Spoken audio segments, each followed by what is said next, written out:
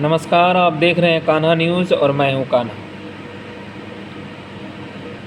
आज अपने देश के भीतर एक खुशी का माहौल है। ऐसे में प्रभु श्री रामचंद्र जी का आगमन हुआ है, तो कहीं न कहीं देखा जाए तो राक्षसों का खात्मा प्रभु श्री रामचंद्र जी का मकसद है, तो होना भी चाहिए। अब लग रहा है कि अपने देश में जो कानूनी व्यवस्था है वो भी सुधर जाएगा और जितने भी नेता के बड़े बड़े पेट हैं वो पेट पचक करके अंदर चला जाएगा। समझने वाली बात है। CGI chief justice of India ने चंद्रचूड़ जी ने ऐसा अपने देश के भीतर एक फ़ैसला लिए हैं जिससे वर्तमान सरकार की पैरों तले ज़मीन खिसक गई है और अपने देश के उन तमाम गरीब मजलूमों तक ये जैसे ही फैसला गया खुशी से झूम उठे हैं। और उनका ये मानना है कि प्रभु श्री रामचंद्र जी के आने से लग रहा है कि अब पूरी जो प्रशासन है अपना नियमानुसार कार्य करेगी और हर एक लोगों को इंसाफ मिलेगा।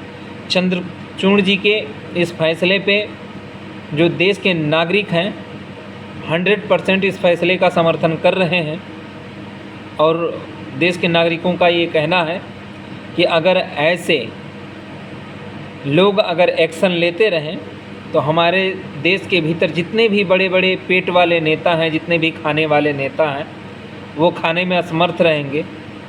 दरअसल बात यह है कि कुछ गरीब लोगों का ये मानना है और कहना है कि अपने देश के भीतर जितने भी नेता कुछ ऐसे करप्ट और भ्रष्ट अधिकारी हैं जो कि अपने देश को ही खाने में लगे हुए हैं और खा करके अपने पेट बढ़ाने का काम कर रहे हैं और पेट पचकाने के लिए उन तमाम ऐसे आउट ऑफ कंट्री जा रहे हैं और वहाँ से पचका करके अपना पेट वापस आ रहे हैं। तो हमारे जो chief justice of India Chandrachud ji ने जो फैसला लिया है वो दरअसल सभी लोगों को पता है। जैसे ये फैसला उनके द्वारा ये लिया गया वैसे ही अपने देश के भीतर एक लहर, खुशी का जो लहर है वो जगी है। उन्होंने जो अपने फैसले में उन्होंने जो फैसला लिए हैं उसमें इलेक्टोरल जो बॉन्ड है उसको असंवैधानिक बताया और उन्होंने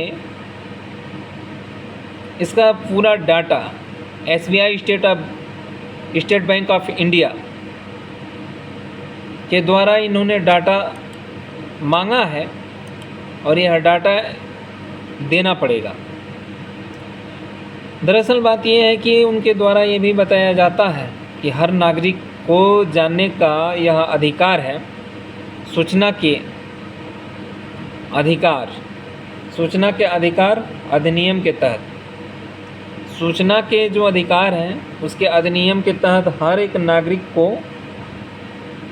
सब कुछ जानने का हक और अधिकार है, लेकिन यह अपने देश में ऐसा हो नहीं पाएगा, ये मेरा मानना है।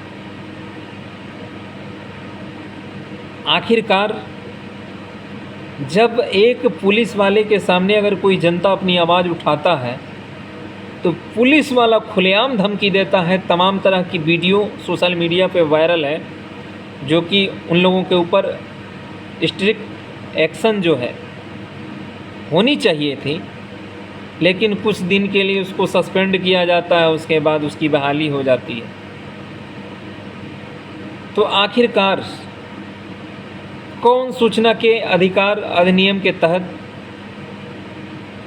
कौन सा ऐसा नागरिक है जो अपने देश के भीतर जानने का प्रयास करेगा? कौन सा ऐसा नागरिक है जिसको दुनिया में नहीं रहना है वही प्रयास करेगा? तो कहीं ना कहीं देखा जाए तो प्रभु श्री रामचंद्र जी का आशीर्वाद अपने देश के उन तमाम ऐसे जो जजेस हैं उनका आशीर्वाद पड़ गया है और लग रहा है, लोग उम्मीद कर रहे हैं कि अब कहीं ना कहीं आने वाले समय में जो अपना देश है वो सुधर जाएगा। आखिरकार ये जो अधिकार है हम कैसे एक दूसरे से पूछ सकते हैं? तो मुख्य रूप से भ्रष्टाचार के खिलाफ 2005 में एक अधिनियम लागू किया गया था जिसमें सूचना का अधिकार यानी आरटीआई कहा गया है। इसके अंतर्गत कोई भी नागरिक किसी भी सरकारी विभाग से कोई भी जानकारी ले सकता है। बस शर्त यह है कि आरटीआई के तहत पूछी जाने वाली जानकारी तथ्यों पर आधारित तो होनी चाहिए, यानी हम किसी सरकारी विभाग के उसके विचार नहीं पूछ सकते। ऑलरेडी जब अधिकार भी है और सरकारी विभाग से उसके विचार नहीं पूछ सकते तो आखिर हम क्या पूछ सकते हैं।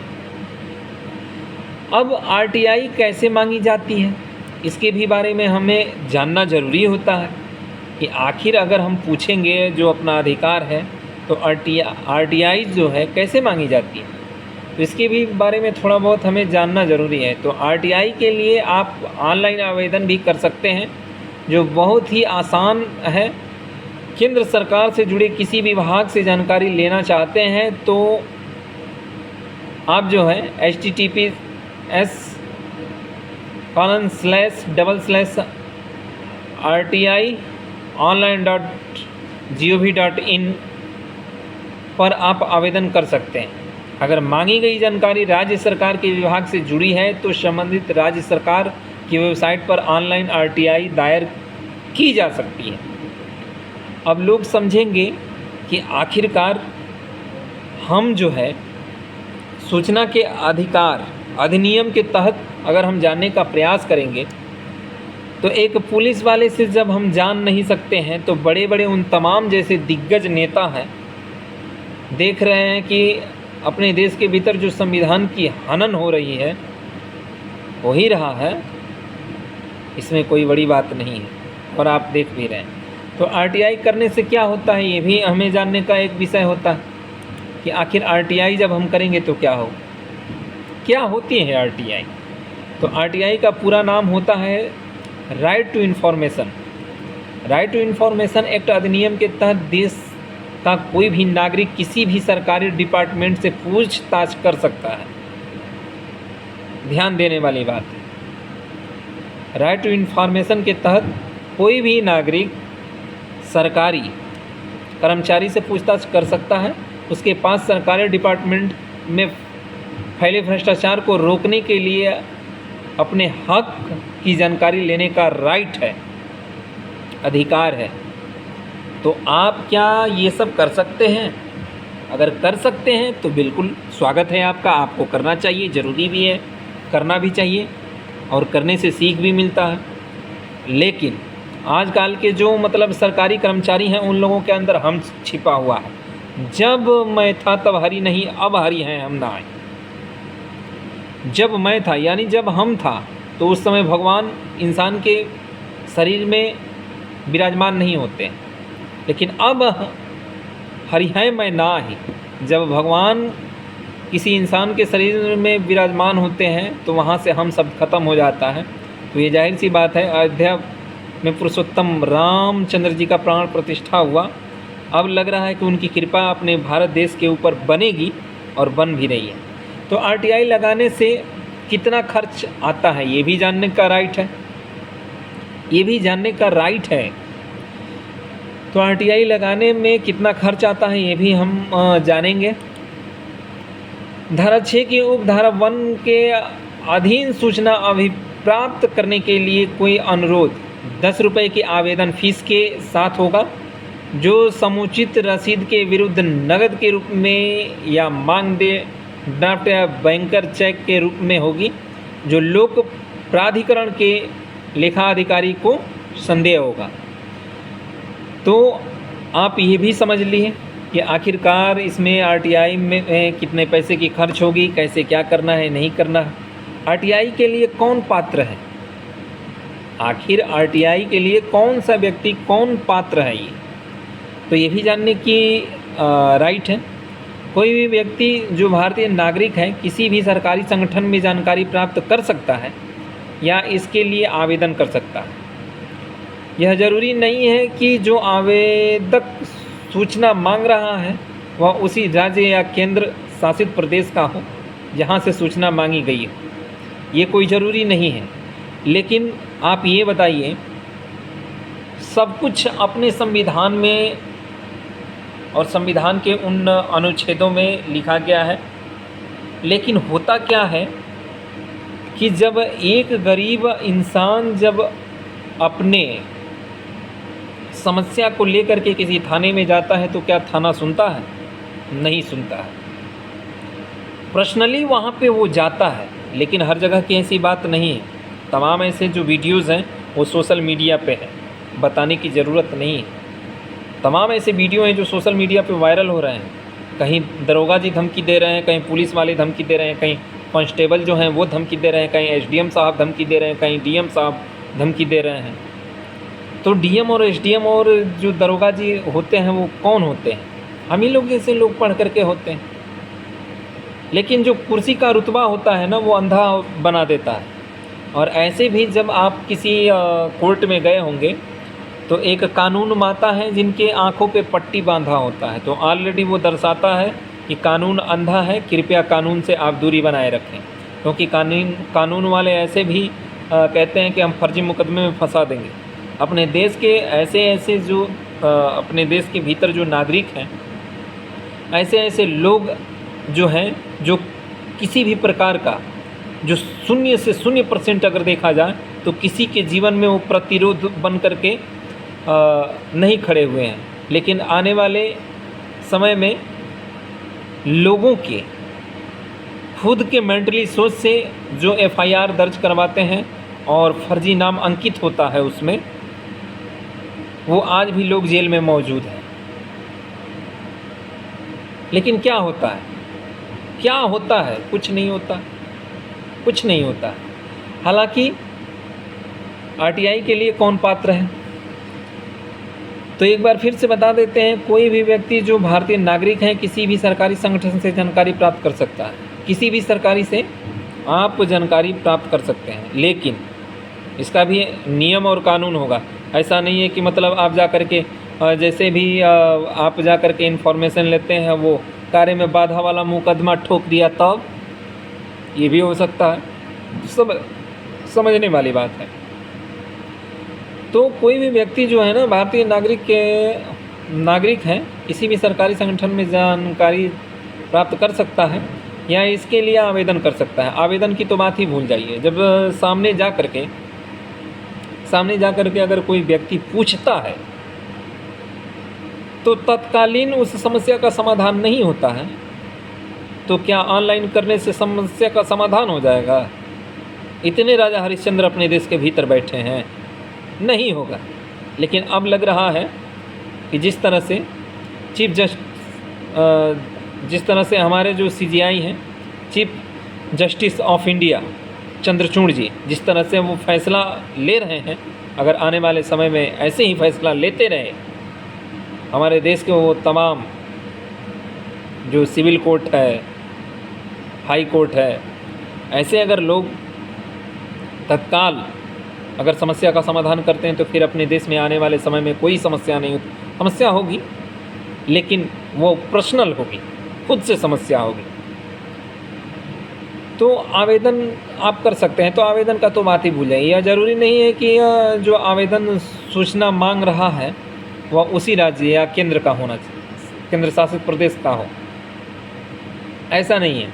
लेकिन जितने भी राइट्स हैं हम आपको धीरे धीरे क्लियर कराते चलेंगे। आरटीआई का आवेदन कहाँ किया जा सकता है, ये भी आपको जानने का राइट्स है। तो भारत का कोई भी नागरिक आरटीआई कानून के तहत ऑफलाइन के साथ ही ऑनलाइन आवेदन कर सकता है। ऑनलाइन जानकारी हासिल करने के लिए आरटीआई के ऑनलाइन पोर्टल यानी www.rtionline.gov.in में जाकर आवेदन करना होता है। इसके लिए आप www.rtionline.gov.in पर रजिस्टर्ड करके या फिर बना रजिस्टर्ड किया ऑनलाइन आवेदन कर सकते हैं। तो ये होता है। तो क्या आप समझ रहे हैं कि ऑनलाइन करने से आपका समस्या का समाधान हो जाएगा? जिस तरह से फाइल का लाइन लगी रहती है ना, उसी फाइल में आपका समस्या दब जाएगा और आने वाले टाइम में आप इस दुनिया से दब जाएंगे। इस बात को पूरी मजबूती के साथ बता रहा हूँ। ये भी ध्यान दीजिएगा। आरटीआई में कौन सी जानकारी नहीं दी जा सकती है, ये भी जानने का राइट्स है आप सभी लोगों को। तो आरटीआई में कौन सी जानकारी नहीं दी जा सकती है, तो वाणिज्यिक, विश्वास, व्यापार रहस्य या बौद्धिक संपदा सहित जानकारी जिसके प्रकटीकरण से तीसरे पक्ष की प्रतिस्पर्धी स्थिति को नुकसान होगा। धारा 8(1)(d) और 11, जिसमें हमारे आपूर्तिकर्ता, विक्रेता, ठेकेदार, खरीदे गए और ग्राहक शामिल हैं, खुलासा किया जाए। तो आरटीआई में कौन सी जानकारी नहीं दी जा सकती है, तो आप जितने भी हमने बताया है आप ऐसी जानकारी नहीं दे सकते। अगर मुझे 30 दिनों में आरटीआई का जवाब नहीं मिला तो क्या होगा, आपको जानने का ये भी राइट्स है। आखिर आप आरटीआई आवेदन कर दिए, पता चला कि फाइल बन करके कहीं ना कहीं वो दब जाए तो फिर तो दिक्कत। तो अगर मुझे 30 दिनों में आरटीआई का जवाब नहीं मिला तो क्या होगा, तो ये भी राइट्स है आपको जानने का।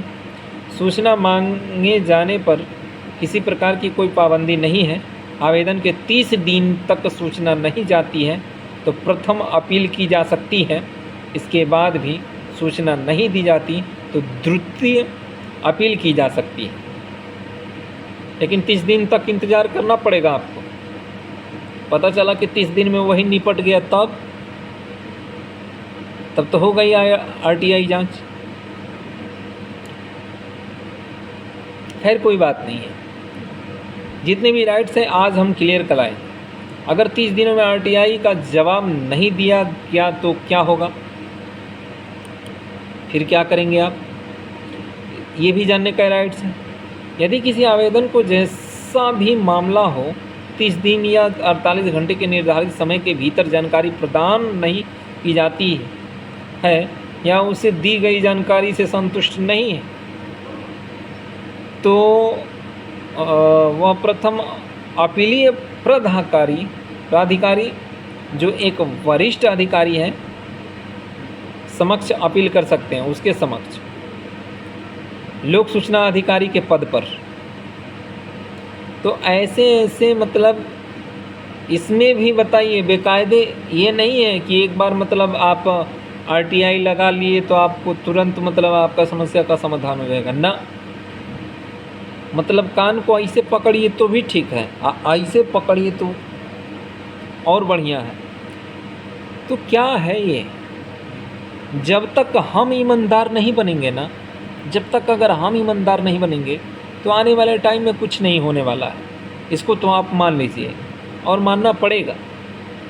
आगे देखते हैं। अगर मुझे मेरा आरटीआई जवाब नहीं मिला तो क्या होगा, कुछ नहीं होगा। होगा क्या, फाइल बनेगा बस, दब करके कहानी ख़त्म। आरटीआई में 4 पेपर की फ़ीस कितनी है, ये भी जानने का राइट्स है आप सभी लोगों को। धारा 7 फर्स्ट के तहत जानकारी प्रदान करने के लिए शुल्क नियमानुसार है। रुपये बनाए गए या कॉपी किए गए प्रत्येक पृष्ठ के लिए 2 रुपये A4 या A3 आकार के पेपर में। तो ये भी राइट्स आपको पता चल गया। आरटीआई आवेदन कैसे लिखा जाता है, ये भी राइट्स आपको जानने की ज़रूरत है। ये आवेदन ABC करके हम बताएंगे। A, आवेदन भारत का नागरिक होना चाहिए। B, आवेदन में मांगी गई जानकारी का विवरण शामिल होना चाहिए। क्या क्या होना चाहिए उसमें, ये भी आपको जानने का राइट्स है। आरटीआई आवेदन कैसे लिखा जाता है तो क्या क्या उसमें होना चाहिए। आवेदन भारत का नागरिक होना चाहिए। जो आवेदन करेगा आवेदक एक तरह से वो भारत का नागरिक होना चाहिए। आवेदन में मांगी गई जानकारी का विवरण शामिल होना चाहिए। आवेदन शुल्क के भुगतान का सच संलग्न किया जाना चाहिए। उत्तर भेजने के लिए आवेदक का पता उपलब्ध होना चाहिए। इतना 4 चीज़ भैया होना चाहिए, बाकी आप लिख लेंगे। आरटीआई का आवेदन कैसे लिखें, बता दिया हमने। आरटीआई के लिए 10 रुपये का भुगतान कैसे करें? आखिरकार जो 10 रुपये का भुगतान है, अब मान लीजिए कि आप हमें 10 रुपया दे रहे हैं, हम बोल दिए कि आप देबे नहीं किए, तो क्या करेंगे? क्या करेंगे आप? कुछ कर लेंगे? नहीं करेंगे। ऐसे भी सरेआम धमकी मिलती है अपने देश के भीतर, तो क्या होगा? तो एक नागरिक जो किसी सार्वजनिक प्राधिकरण की कुछ जानकारी प्राप्त करना चाहता है, उसे आवेदन के साथ एक डिमांड ड्राफ्ट या बैंकर्स चेक या रुपए का भारतीय पोस्टल ऑर्डर भेजना आवश्यक है। सूचना मांगने के लिए निर्धारित शुल्क के रूप में 10 रुपये सार्वजनिक प्राधिकरण के लेखाधिकारी को देना होगा। जो लिखेगा उसको 10 देना पड़ेगा। कितना? 10 रुपया। 10 रुपया ज़्यादा नहीं देना पड़ेगा। आरटीआई में कितना पुराना डेटा पूछा जा सकता है, ये भी आपको जानने का राइट्स है। कोई भी नागरिक किसी सार्वजनिक प्राधिकरण के नियंत्रण में या उसके पास मौजूद 20 वर्ष से अधिक पुरानी कोई भी जानकारी मांग सकता है। 20 वर्ष, ध्यान देना है।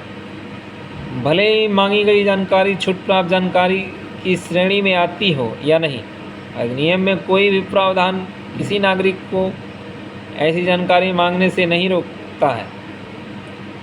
तो ये सब राइट्स हैं आपकी। और आपको बता दें कि इसके आगे फिर मिलते हैं। आप देख रहे हैं कान्हा न्यूज़। मैं हूँ कान्हा। जय हिंद, जय भारत।